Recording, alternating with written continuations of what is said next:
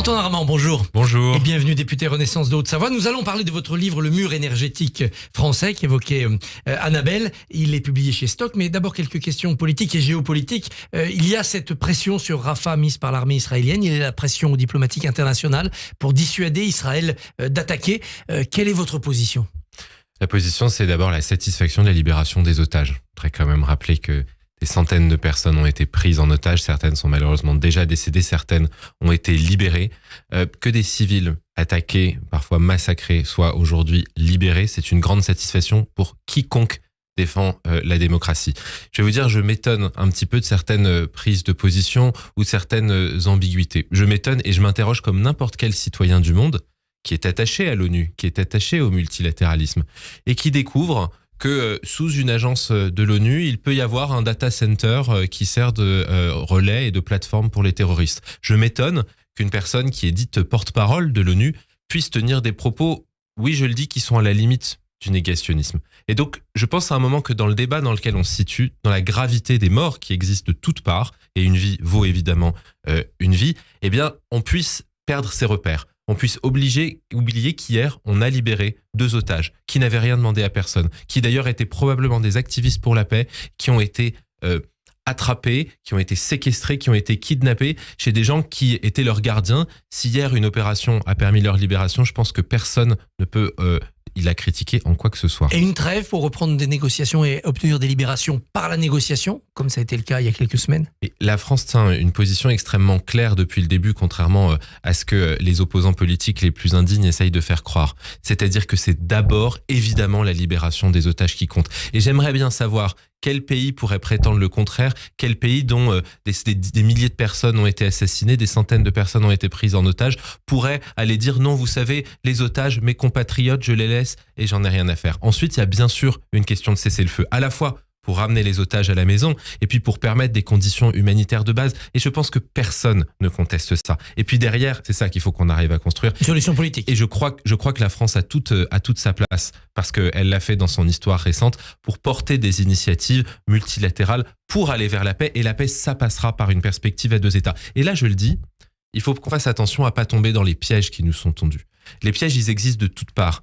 Il y a ceux qui prétendent que la paix peut se décréter, qu'il suffit d'un cessez-le-feu pour que toutes les conditions soient réunies et qu'on évite l'horreur du 7 octobre à nouveau. C'est pas si simple. Et donc je comprends, et évidemment je partage le droit d'Israël à se défendre. Et puis il y a l'autre piège, celui de la guerre sans fin, celui de la haine qui continuera à croître et qui se répercutera sur les générations et les générations futures. C'est entre ces 2 pièges qu'on doit naviguer, la perspective de la paix, la libération des otages et un cessez-le-feu. En France, le droit du sol sera aboli à Mayotte, c'est la décision du pouvoir. Certains disent, mais il faut aussi supprimer le droit du sol pour le reste du territoire, pour toute la France. Qu'en pensez-vous ? Je pense que c'est pas l'histoire de la République et que c'est pas ce qui a fait que en France, depuis des dizaines d'années, des personnes sont venues, se sont installées, ont eu des enfants, ont travaillé, dont je suis, dont d'autres sont. Et je ne crois pas que le droit du sol, qui est intimement lié à notre République, soit une question dans l'Hexagone. Maintenant, qu'est-ce qui se passe à Mayotte ? On est dans une situation extrêmement particulière. Et quand j'entends les donneurs de leçons professionnelles qui viennent nous expliquer que revenir sur cette question-là à Mayotte, alors qu'en fait ça provoque des migrations terribles d'une île à une autre, alors que ça provoque des drames humains. Ça va suffire de supprimer le droit du sol ? C'est une partie de la solution. C'est une partie de la solution. Et on ne le fait ni de gaieté de cœur, ni pour je ne sais quel principe défendu par les anti-républicains. On le fait parce que c'est une manière de répondre immédiatement et progressivement et sur le long terme à une situation humaine catastrophique. Les Républicains en profitent pour annoncer qu'ils vont organiser un référendum d'initiative partagée, donc en appelant les citoyens, sur la loi immigration, sur certaines dispositions, notamment l'accès pour les étrangers aux avantages sociaux. C'est une manœuvre démocratique ?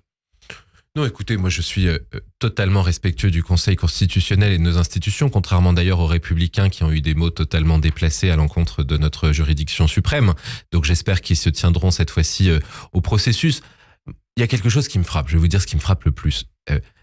Les Républicains prétendent qu'en décalant de quelques mois la perception des allocations familiales, ils vont régler ce qu'ils appellent le grand problème migratoire. Bon, enfin franchement, ils prétendent qu'avec une caution pour les étudiants, en mettant quelques dizaines ou quelques centaines d'euros pour un étudiant qui arrive sur notre territoire, qui le plus souvent, vient faire des études supérieures, et nous sommes très heureux que les étudiants indiens, que des étudiants argentins, que les étudiants canadiens viennent choisir la France pour devenir ingénieurs, pour devenir chercheurs. Ils prétendent que ça va résoudre d'une quelconque manière le problème migratoire. Que font-ils ? Ils font de la diversion. Ils essayent d'occuper le terrain parce qu'ils sont en phase de déliquescence politique avancée et ils essayent d'exister face au Rassemblement national. Je pense que ce sera ni leur solution politique et c'est sûrement pas une solution pour la France. Tension dans les négociations entre agriculteurs, écologistes et gouvernement, à quelques semaines maintenant du salon de l'agriculture.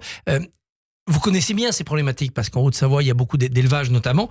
On est dans une impasse. On va fâcher forcément soit ceux qui veulent plus d'écologie, soit ceux qui veulent une agriculture plus souple. Alors, vous savez, moi, je fais une petite différence entre ceux qui veulent plus d'écologistes et l'écologie politique. D'ailleurs, on parlera dans le livre, l'écologie politique a quand même toujours le beau rôle. Si on se pose une seconde, qu'est-ce qui se passe ? Qu'est-ce que me disent, par exemple, les éleveurs de Haute-Savoie ? Ils me disent, toutes les semaines, il y a des écologistes, des associations ou des partis qui nous attaquent, qui déposent des recours pour éviter l'extension d'une ferme, pour éviter l'amélioration de telle ou telle procédure. Donc, les écologistes qui viennent nous expliquer que ce sont les premiers soutiens des agriculteurs, je pense que vraiment personne n'est dupe dans le milieu agricole. Ça, c'est assez clair. Ensuite, nous, il faut qu'on fasse notre examen. Nous, majorité, nous, partis au pouvoir, il faut qu'on fasse notre examen de conscience. On soutient les agriculteurs. On a pris des mesures extrêmement fortes ces dernières années pour les soutenir sur les prix, sur les normes. Simplement, c'est un cran plus loin qu'il faut aller parce que la souveraineté alimentaire, face à la pression de l'Amérique du Sud, à l'Asie, elle se fera pas uniquement par des petites mesures. Il faut qu'on change complètement le logiciel. C'est ce qu'a annoncé Gabriel Attal en disant « Mettons l'agriculture au-dessus de tout ». Moi, je dis chiche, allons-y, travaillons. Alors, le mur énergétique français, c'est votre livre qui est sorti chez Stock. Ce mur, c'est celui dans lequel nous fonçons. Vous nous expliquez qu'en 2030, nous aurons trop de besoins électriques, notamment avec les voitures électriques qui se répandent, pour la production. On va arriver à s'en sortir ? Mais si on change notre logiciel de pensée, c'est que si les mêmes causes entraîneront les mêmes effets, si on continue à croire que on s'en sortira, qu'on aura ou suffisamment d'énergie, ça veut dire en fait qu'on continuera à faire tourner nos centrales à charbon en Europe, qu'on continuera à importer du gaz russe, qu'on continuera à importer du pétrole moyen-oriental, avec tous les chocs géopolitiques qui peuvent arriver. Et puis si d'un autre côté on se dit non mais il suffit qu'on baisse un peu notre consommation, on va y arriver, on n'est pas dans les bons ordres de grandeur. En fait, il faut consommer beaucoup moins d'énergie qu'on n'a jamais consommé et il faut produire en 10 ans beaucoup plus d'énergie qu'on n'a jamais produite. Mais consommer moins d'énergie, c'est contradictoire avec la réindustrialisation de la France. Vous montrez bien que c'est la perte des industries qui a fait qu'on a moins consommé.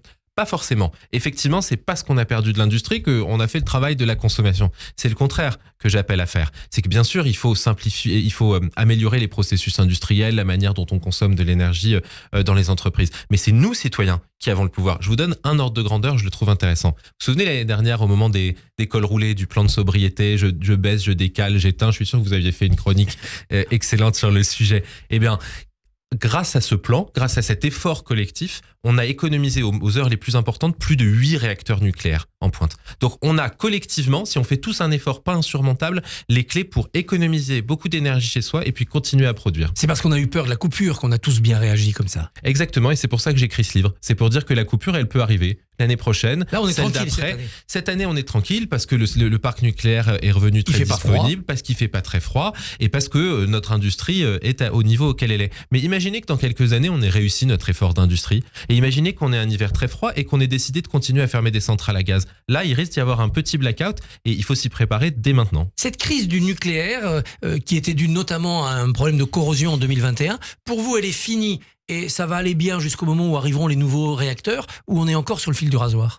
Mais d'abord, vous savez que le pays qui a retiré quasiment le plus de production nucléaire en Europe depuis 2000, c'est la France. Parce qu'en fait, on perd en production nucléaire chaque année, au-delà même de la crise de l'année dernière. Parce que le parc vieillit, qu'on a de la maintenance à faire. Donc, le gouvernement a fixé un objectif de production pour remonter cette production jusqu'à 360-400 TWh à la fin de l'année, à la fin de la décennie. C'est très bien. Mais on était monté à 500. Hein, exact, 475. Il faut envisager la possibilité que de telles crises réapparaissent. Il faut qu'on ait des marges. Quand vous rentrez chez vous, si vous avez juste exactement de quoi manger pour les 3 prochaines semaines, si vous avez le moindre problème, ça peut dérailler. C'est la même chose pour une économie et pour une énergie. Mais on a perdu les compétences. On n'est pas capable de sortir Flamanville. On a des doutes sur notre capacité à relever ce défi nucléaire. C'est le résultat d'une longue et lente et profonde désindustrialisation. C'est pour ça que, par exemple, dans le livre, j'appelle à un effort de formation sans précédent. Quand on va commencer à construire les nouveaux réacteurs qu'on a lancés, il faudra des milliers de techniciens et d'ingénieurs nucléaires. Aujourd'hui, ils sont au lycée.